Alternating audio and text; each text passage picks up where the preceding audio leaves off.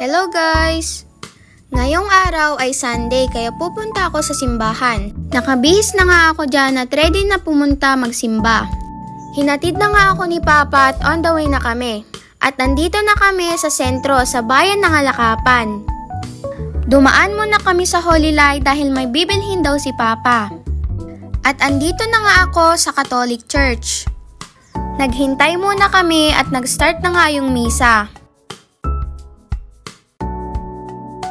Pagkatapos ng misa, nag-bless na kami kay Father. Kasama ko nga pala dito si Erica at si Kylie. Pagkatapos namin mag-bless, pumunta na kami dito sa palengke. At eto pala yung malaking cake.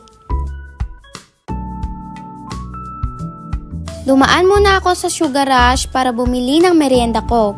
Habang inaantay ko yung order ko, nag-ayos muna ako ng buhok. At nung meron na yung order ko, kinuha ko na at umuwi na ako. Maraming salamat sa panonood. Bye!